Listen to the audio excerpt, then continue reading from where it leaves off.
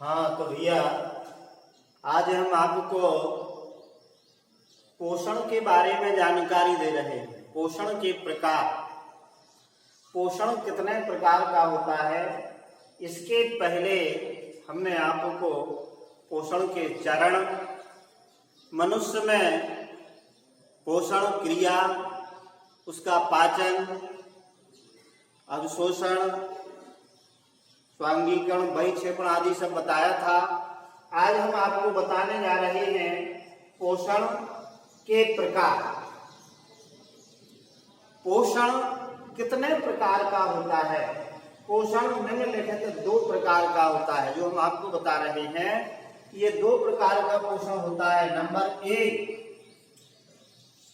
स्वपोषी पोषण।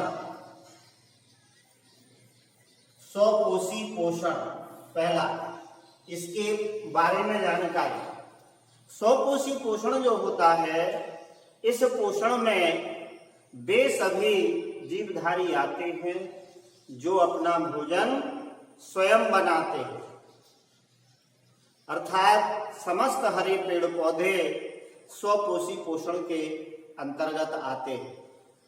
चूंकि स्वपोषी पोषण में हरे पौधे सूर्य के प्रकाश में प्रकाश संश्लेषण की क्रिया करते हैं और भोजन का निर्माण करते हैं।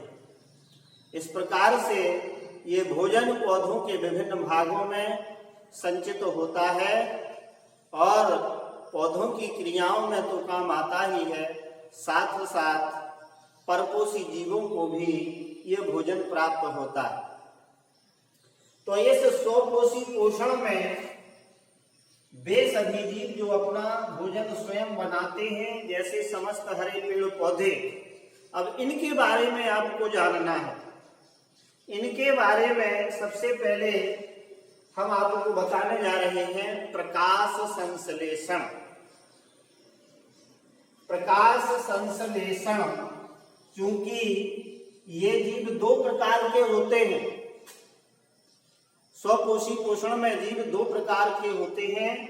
एक तो होते हैं प्रकाश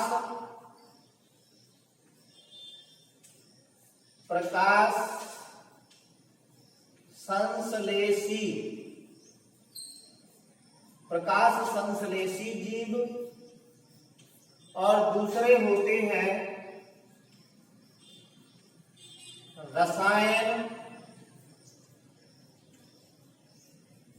संश्लेषी जीव। ये 2 प्रकार के जीव होते हैं। जो प्रकाश संश्लेषी जीव होते हैं, ये तो सूर्य के प्रकाश में क्लोरोफिल की सहायता से भूमि से जल, खनिज लवण आदि ग्रहण करते हैं और अपना भोजन स्वयं बनाते हैं। जबकि जो रसायन संश्लेषी जीव होते हैं, ये जीव जो है रासायनिक पदार्थों से अपना भोजन लेते हैं। जैसे इन जीवों में जल H2O के स्थान पर H2S, सल्फर डाइऑक्साइड का उपयोग किया जाता है। तो इस प्रकार से कार्बन डाइऑक्साइड और सल्फर डाइऑक्साइड से ये भोजन का निर्माण करते हैं। ऐसे जीवों को रसायन संश्लेषी जीव कहते हैं। इनमें मुख्य रूप से अधिकांश सूक्ष्म जीव, जीवाणु वगैरह आते हैं। प्रकाश संश्लेषी जीवों में अब आपको मुख्य रूप से जानना है प्रकाश संश्लेषण की क्रिया। प्रकाश संश्लेषण की क्रिया। प्रकाश संश्लेषण की क्रिया क्या है? प्रकाश संश्लेषण की क्रिया को जानने के लिए आपको सबसे पहले प्रकाश संश्लेषण की परिभाषा जानना है। प्रकाश संश्लेषण की परिभाषा हम आपको बता रहे हैं, क्योंकि ब्लैक बोर्ड पर नहीं लिखेंगे, आपको ध्यान से सुनना है और फिर उसको याद करना है। प्रकाश संश्लेषण की परिभाषा है कि समस्त हरे पेड़ पौधे सूर्य के प्रकाश में कार्बन डाइऑक्साइड और जल के द्वारा क्लोरोफिल की सहायता से भोजन का निर्माण करते हैं। इस क्रिया को प्रकाश संश्लेषण कहते हैं। समस्त हरे पेड़ पौधे सूर्य के प्रकाश में कार्बन डाइऑक्साइड और जल की सहायता से क्लोरोफिल की सहायता से भोजन का निर्माण करते हैं। इस क्रिया को प्रकाश संश्लेषण कहते हैं। इसमें वायु से कार्बन डाइऑक्साइड, भूमि से जल पौधे प्राप्त करते हैं। सूर्य के प्रकाश में ये क्रिया होती है। क्लोरोफिल पौधों की पत्तियों में उपस्थित होता है। ये प्रकाश संश्लेषण की क्रिया के लिए 4 कच्चे पदार्थ हैं। 4 कच्चे पदार्थ इसमें इस प्रकार से जो ये भोजन बनाते हैं, इसका एक रासायनिक समीकरण बनता है। वो समीकरण है 6CO2 plus 12H2O is equal to, ऊपर लिखेंगे सूर्य का प्रकाश और नीचे लिखेंगे पर्णहरिम। पर्णहरिम या क्लोरोफिल एक ही बात है, ये लिखेंगे। आगे जो बनेगा ये भोजन ग्लूकोज के रूप में बनता है। C6H12O6 plus 6H2O plus 6O2। ये देखिए, ये ग्लूकोज बना प्रकाश संश्लेषण की क्रिया में। इधर 12 अणु चूंकि जल के भाग लेते हैं, 6 अणु इसके निर्माण में उपयोग हो जाते हैं। शेष 6 अणु जल के जो बचते हैं, ये बाष्पोत्सर्जन के द्वारा पत्तियों से बाहर निकलते हैं और ये ऑक्सीजन गैस बाहर निकलती है। इस प्रकार से पौधे प्रकाश संश्लेषण की क्रिया में कार्बन डाइऑक्साइड और जल के द्वारा सूर्य के प्रकाश में पर्णहरिम की उपस्थिति में भोजन का निर्माण करते हैं। इस क्रिया को प्रकाश संश्लेषण की क्रिया कहते हैं। इस प्रकार से ये स्वकोशी जीव, जिनमें जो अपना भोजन स्वयं बनाते हैं, वो प्रकाश संश्लेषण की क्रिया होती है। ये हमने आपको बताया। अगली चीज आपको जानना है जो दूसरे प्रकार का पोषण होता है। ये दूसरे प्रकार का पोषण होता है, इसको कहते हैं हम परपोषी पोषण। नंबर दूसरे प्रकार का पोषण जो होता है वो है परपोषी पोषण। देखिए, इस पोषण के अंतर्गत वे सभी जीवधारी आते हैं जो अपना भोजन स्वयं नहीं बना पाते। ये भोजन के लिए स्वपोषी जीवों अर्थात हरे पेड़ पौधों पर निर्भर रहते हैं। इन पौधों से भोजन ग्रहण करते हैं। ये अपना भोजन नहीं बना पाते। इनको भोजन के लिए दूसरे जीवों पर अर्थात स्वपोषी जीवों पर निर्भर रहना पड़ता है। इस प्रकार के पोषण को परपोषी पोषण कहते हैं। ये परपोषी पोषण के अंतर्गत 3 प्रकार के जीव आते हैं। 3 प्रकार के जीव इसके अंतर्गत आते हैं। वो है नंबर 1 जीव आते हैं जो है, इनको कहते हैं हम प्राणी समभोजी। प्राणी समभोजी जीव, ये प्राणी समभोजी जीव, इस प्रकार के जीव जो होते हैं, ये अपना भोजन पेड़ पौधों से प्राप्त करते हैं। पेड़ पौधों से फल के रूप में, सब्जियों के रूप में, अनाज के रूप में, दालों के रूप में, उनकी जड़ों, तना माने जड़, तना, पत्ती आदि किसी भी भाग से भोजन को ग्रहण करते हैं। इस प्रकार के जीवों को प्राणी संभोजी जीव कहते हैं। जैसे इसमें आता है मनुष्य। मनुष्य प्राणी संभोजी जीव का एक मुख्य उदाहरण है। दूसरे प्रकार के जीव इसमें आते हैं आपके परजीवी। परजीवी जीव, ये परजीवी जीवों में परपोषी पोषण होता है।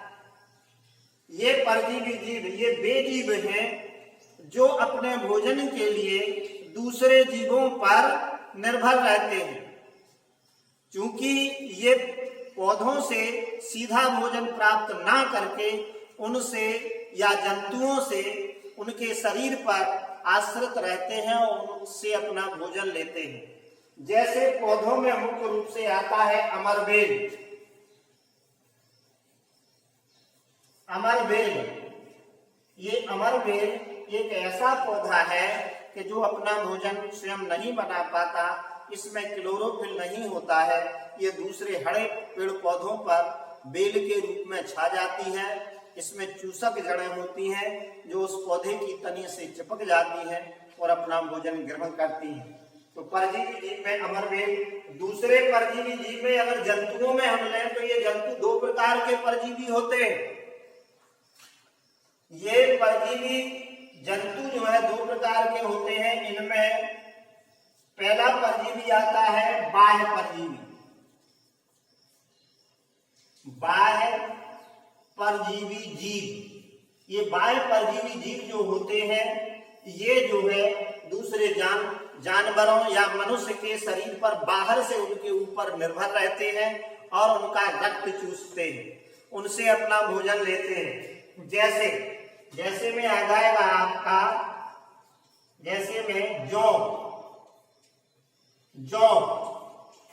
मच्छर,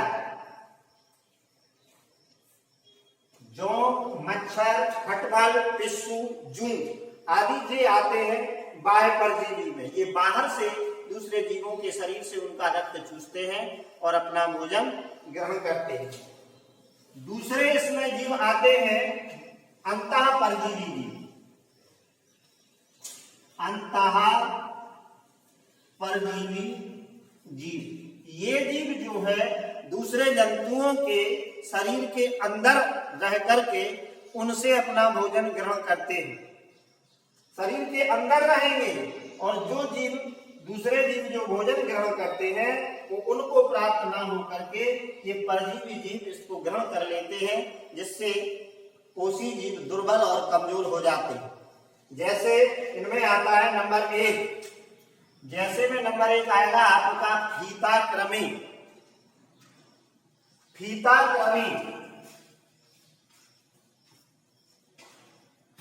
फीताकृमि या हम इसको कहते हैं टीनिया सोलियम या टेप बार। शरीर के अंदर पाया जाता है और पचा हुआ भोजन ग्रहण करता है। दूसरा इसमें आता है एस्केरस।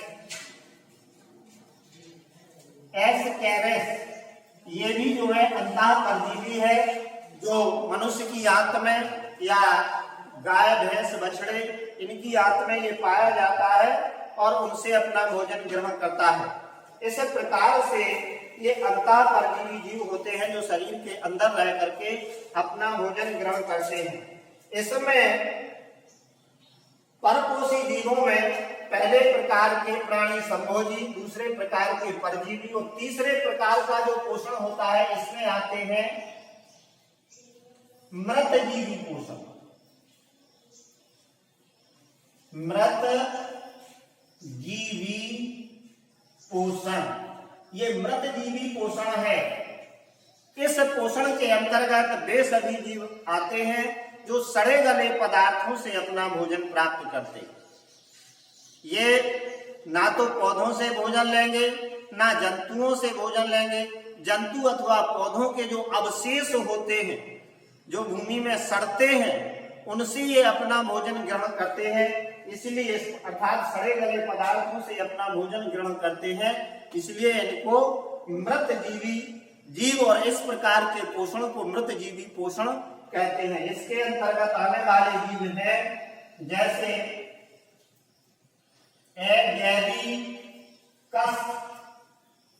एगेरिकस, मार्चेला, गुच्छी एवं अर्थात कवक वर्गीय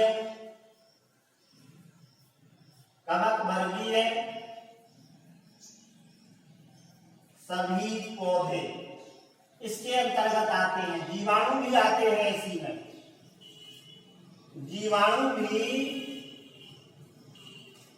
मृत जीवी जीव हैं।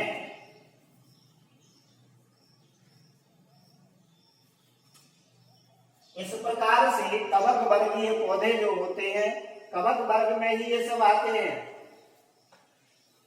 कुकुरमुत्ता जिसको हम कहते हैं, एगेरिकस, मार्चेला, फफूंदी, ये सब कवक वर्गीय पौधे हैं। तो कवक और जीवाणु इस मृत जीवी पोषण के अंतर्गत आते हैं। आज हम इतना ही आपको बताएंगे, अगली चीज अगले दिन देखें।